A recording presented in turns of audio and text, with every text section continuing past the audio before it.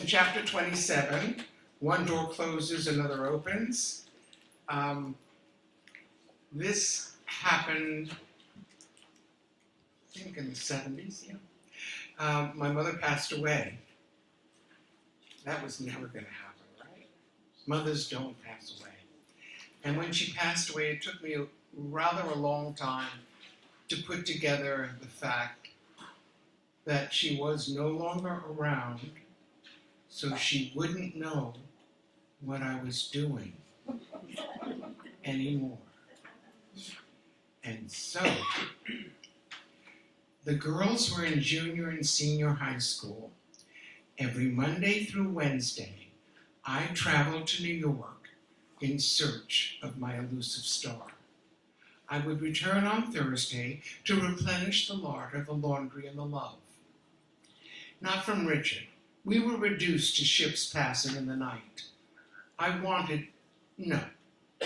needed love from my girls. Teenage daughters protecting their damn boundaries, mixed with resentment for my choices, made any expression of love as ridiculous as expecting me to give up the theater. Friends from my previous life in New York and New Haven and Summerstock had apartments in the city. At different times, they would be off on tour, and in exchange for watering plants, collecting mail, and feeding cats, I had a free bed. I slept all over the city, by myself.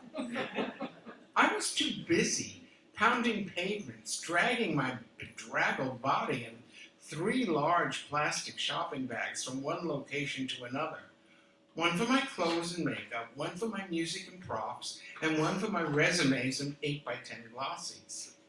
The only agent who would sign me was Marvin, a college classmate who gave up acting for agenting. He thought I was a star in college. He still believed I could be a star.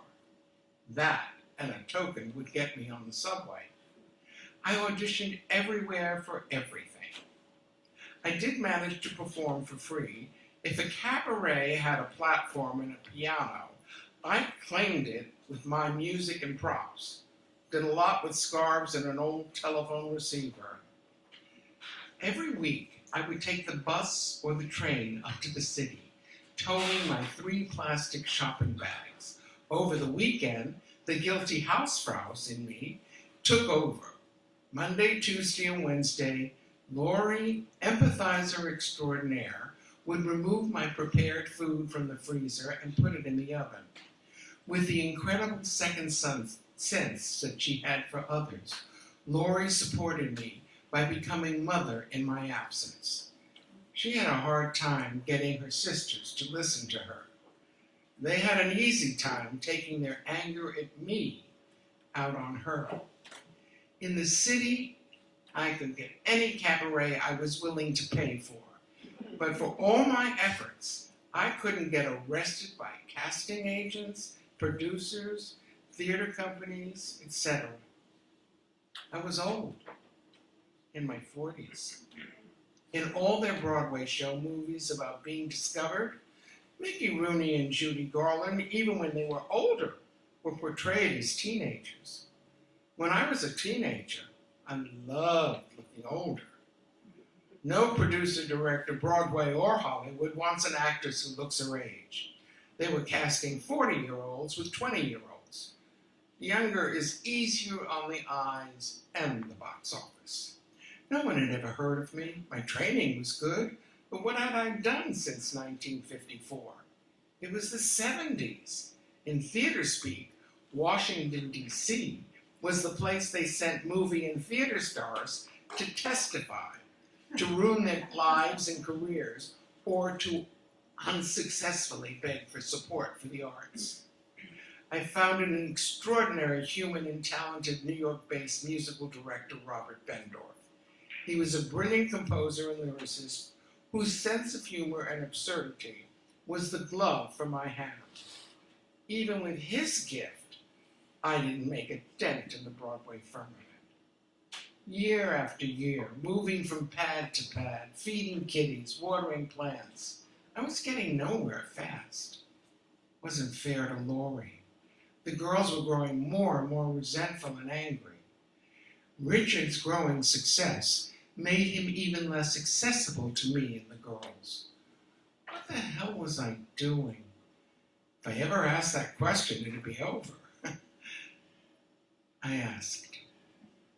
From the last borrowed bed, I packed my 3 shopping bags to begin my exit from Broadway. All ready to go, my failed actor college mate agent called to tell me that Michael Bennett of A Chorus Line fame was beginning a new workshop. A Chorus Line also began as a workshop.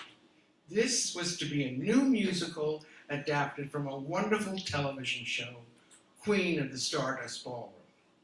Marvin said there was a part in it for me. My first reaction was, too late.